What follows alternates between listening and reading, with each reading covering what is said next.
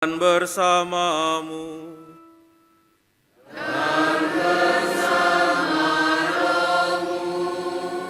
Inilah Injil Yesus Kristus menurut Santo Yohanes.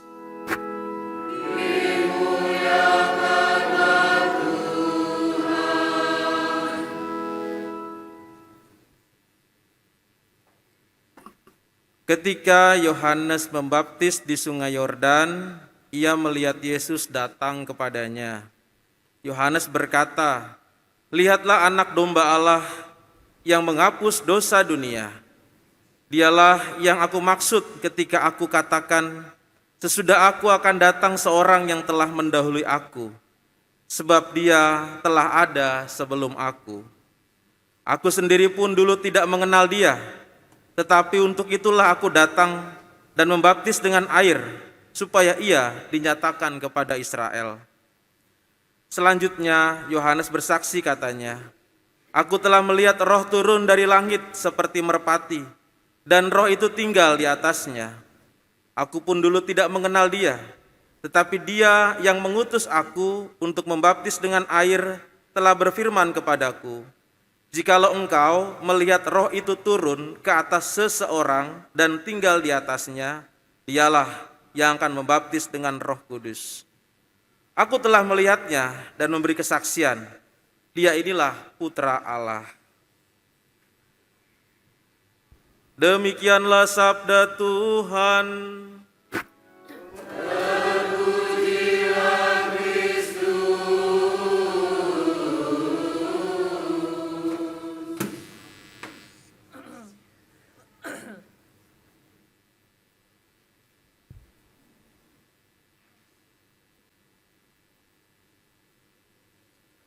Silahkan duduk.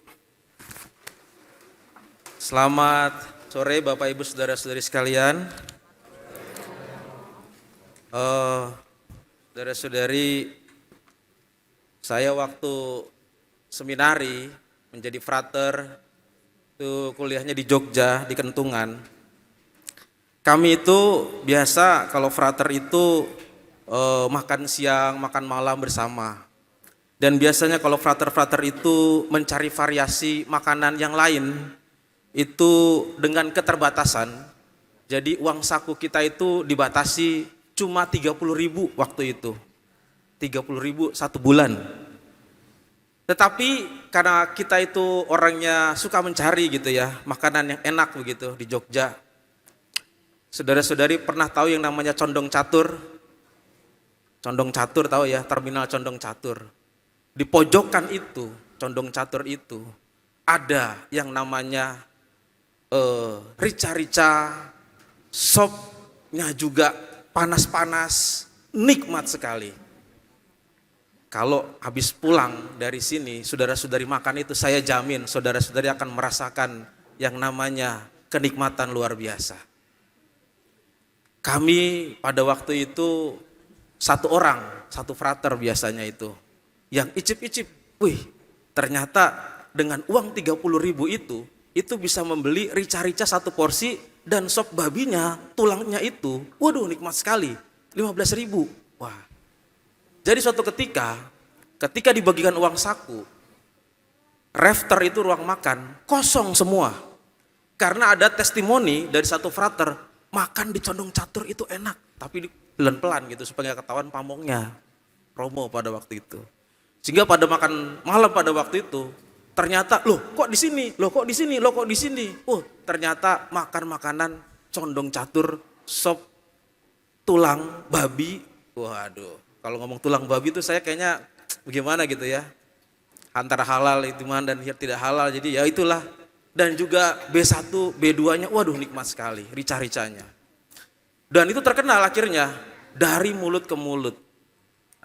Jadi makanan itu di pinggir jalan ya, di terminal itu dan terkenal. Jadi tidak dipromosikan pakai radio, televisi, tidak, tapi dari mulut ke mulut karena merasa yang makan wah nikmat gitu ya. Sampai ada yang udah jadi romo balik lagi ke situ ya. Pulang lagi ke Jakarta, ada pulang lagi ke tugas-tugasnya cuma mau beli makanan Condong Catur gitu ya. Nah, itu pengalaman yang jadi frater. Saudara-saudari juga mungkin sudah punya yang namanya hal seperti itu ya. Kalau misalnya di pecel lele mana yang paling enak, warung mana yang paling enak, atau beli yang mana paling bagus makanannya, pasarnya, itu pasti tanpa perlu orang itu mengatakan, kasih tahu yang lain ya. Kalau kita merasakan kenikmatan, kita merasa puas, otomatis kita akan mengatakan sesuatu, mewartakan dan juga menyampaikan, wah makan di sini enak loh. Wah di sana enak loh, wah di sini juga bagus loh. Dan itu dari mulut ke mulut ya. Di sini ada juga ya pecel lele yang paling enak. Tahu ada di mana? Nggak tahu ya. Nanti kalau saya kasih tahu, saya nggak dapat promosi nanti. Ya, jangan, ntar biar cari sendiri aja kalau sudah pulang dari sini ya. Ada pecel lele yang enak. Ini yang HUP ya, hari ulang tahun perkawinan. Tidak perlu repot-repot mencari makanan enak. Pecel lele di Harapan Indah, wah top banget ya. Sambelnya itu mantap gitu. Gak apa-apa, ini kan sebelum kita makan besar, makan rohani dulu ya, makanan rohani, sabda dan juga makan itu baru makanan besar. Jadi kalau kita makan sesuatu yang enak, tanpa perlu orang minta pada kita promosikan, pasti mulut kita akan bersuara, wah enak sekali, wah nikmat sekali. Tapi sebaliknya juga demikian ya, kalau misalnya gak enak, wah udah antara diam dan pasti mengatakan yang jelek gitu ya. Itulah kecenderungan kita. Tapi saya mau bicara tadi soal yang baik tadi ya, ada makanan-makanan yang bisa kita wartakan begitu saja tanpa perlu dipromosikan. Lain kalau saudara-saudari kerja di perusahaan lalu kemudian mempromosikan produk-produknya, wah diajarin tuh ya, begini, harus targetnya segini, itu ada target ya, dan juga diwajibkan dan orang harus, beda dengan sukarela tadi. Nah saudara-saudari, apa yang mau saya ceritakan dari pengalaman singkat itu adalah yang disebut dengan pewartaan. Mewartakan, memberikan suatu kabar baik, itu berdasarkan apa yang kita alami itu lain sekali. Apa yang kita rasakan itu lain sekali dengan kita disuruh. Dan itulah yang pada hari ini mau disampaikan dalam warta Injil ini. Pesan yang disampaikan dalam Injil ini adalah bagaimana orang diajak untuk mewartakan Tuhan yang agung itu yang sudah kita alami kebaikannya. Jadi kalau Tuhan telah memberikan kebaikan kepada kita, sudah memberikan hal yang sangat luar biasa kepada kita, masa kita tidak bisa bersuara untuk bisa mengucapkan itu kepada orang lain, memberikan pengalaman yang sama. Kalau makanan saja kita bisa komentar, apalagi kebaikan Tuhan, harusnya lebih bisa komentar lagi dengan lebih banyak. Ulang tahun perkawinan nih, HUP ini juga sudah merasakan kebaikan Tuhan, lalu kemudian juga mewartakan apa yang dirasakan dalam hari ulang tahun perkawinan itu. Nah saudara-saudari, bagaimana sih prosesnya orang mewartakan itu? Yohanes Pembaptis itu bukan begitu saja ternyata mewartakan itu. Yohanes Pembaptis di sini adalah orang yang ditunjuk untuk mempersiapkan mewartakan Tuhan, mengenalkan Tuhan, mempromosikan Tuhan kepada bangsa Israel sebelum Tuhan Yesus berkarya. Dia ditunjuk untuk mempromosikan itu, menyampaikan, mewartakan. Yesus itu siapa? Masalahnya orang-orang sudah terlanjur mengetahui Yohanes Pembaptis ini adalah seorang nabi yang besar. Dialah disangka Mesias, sudah banyak pengikutnya. Nah tinggal bagaimana Yohanes Pembaptis ini mau menunjuk bukan saya, tapi dia. Saudara-saudari kalau sudah dipuja-puji, dan mengatakan ada yang asli, nah ini kan antara mau menyampaikan saya bukan loh, ini kan sesuatu yang canggung begitu ya. Tapi apa yang dikerjakan oleh Yohanes Pembaptis untuk bisa mempromosikan Tuhan sendiri dalam tugas perutusannya yang juga bisa kita tiru dalam mewartakan karena kita sudah merasakan kebaikan Tuhan. Yang pertama, mengenali Tuhan. Berkali-kali dalam bacaan ini disampaikan bahwa aku pun dulu tidak mengenal, disampaikan demikian oleh Yohanes Pembaptis. Yang pertama adalah dia akhirnya menunjuk, lihatlah anak domba Allah yang menghapus dosa dunia. Ada sesuatu yang kita dengar di sini yang sangat familiar. Dalam Ekaristi kita mengatakan itu, Romo mengatakan itu, lihatlah anak domba Allah yang menghapus dosa dunia pada saat sebelum komuni itu. Itu kata-kata dari sini. Pada waktu itu Yesus belum menceritakan. Yesus baru menceritakan dia sebagai anak domba Allah yang akan disalib, yang akan dikurbankan itu nanti. Tapi Yohanes Pembaptis sudah tahu duluan. Itu tandanya dia mengenali, mencari, memperhatikan. Anak domba Allah yang menghapus dosa dunia adalah bagian dari domba sebagai kurban silih atas pengampunan dosa. Itu adalah tradisi bangsa Israel, kalau orang berdosa mempersembahkan kurban anak domba untuk korban silihnya. Tapi sekarang bukan domba lagi, tapi Yesus yang dipersembahkan untuk penebusan umat manusia. Dia belum mengatakan itu, Yesus, tetapi sudah diketahui oleh Yohanes Pembaptis. Dalam pengalaman kita, ini menyampaikan pengalaman baik, pengalaman Tuhan atau mengenali Tuhan, itu kan tergantung dari kita sendiri. Kalau pengalaman kita merasa tidak baik, kadang-kadang apa pengalaman kita dengan Tuhan yang kita tidak mampu bisa lihat, apa pengalaman baiknya? Paling-paling karena kita mungkin doanya tidak terkabul, lalu kadang-kadang juga mungkin kita mendapatkan masalah atau bencana, dan itu orang sudah sulit untuk mengalami itu. Tetapi lain kalau pandangannya orang melihat kita sudah bisa menghirup udara segar setiap hari, kita sudah merasakan kesehatan, kita bisa tersenyum, bisa melihat kanan kiri, bisa melihat keluarga pada hari ini. Itu kalau itu dimaknai sebagai kebaikan Tuhan, maka orang sudah mengenali Tuhan, kebaikan Tuhan setiap hari. Maka mengenali kebaikan Tuhan, mengenali Tuhan itu tergantung dari cara pandang kita.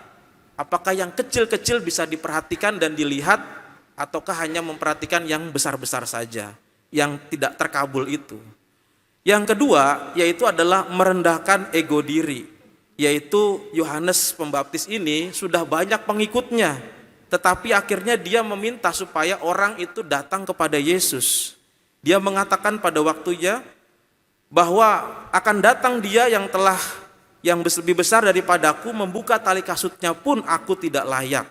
Dan di sini dia katakan dia telah ada sebelum aku. Itu menunjukkan kerendahan, keegoannya Yohanes Pembaptis diturunkan karena ini ada yang lebih besar.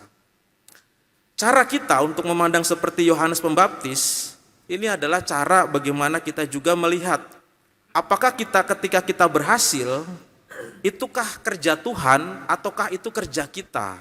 Kebanyakan kita mengatakan kalau kita lulus berhasil, maka ini adalah hasil kerja keras kita, hasil usaha kita. Tapi ketika gagal, wah doa kita tidak terkabul, Tuhan tidak membantu kita. Maka cara pandang keberhasilan, cara pandang kegagalan harus dirubah untuk menundukkan ego kita. Keberhasilan milik kita, milik Tuhan, dan kita kembalikan untuk bersyukur kepada Tuhan. Dan kegagalan adalah kelemahan kita yang diperbaiki oleh Tuhan, yang akan diperbaiki oleh Tuhan. Cara pandang itu membuat kita akan menundukkan ego kita.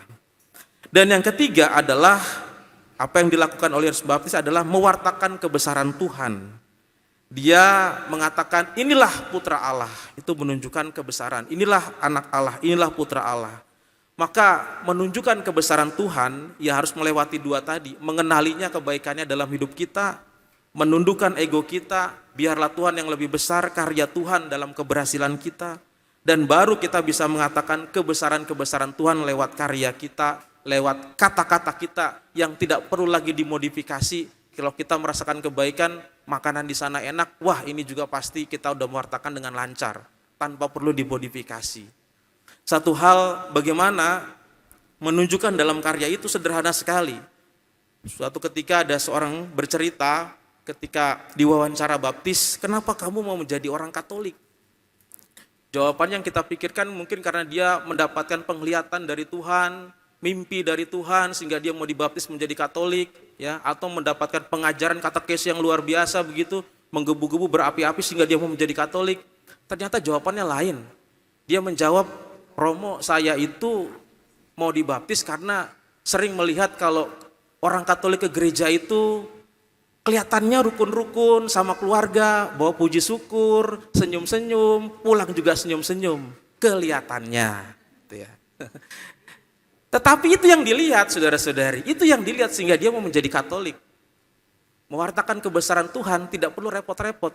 Saudara-saudari pulang dan pergi ke gereja dengan senyum bersama dengan keluarga, itu sudah mewartakan kebesaran Tuhan.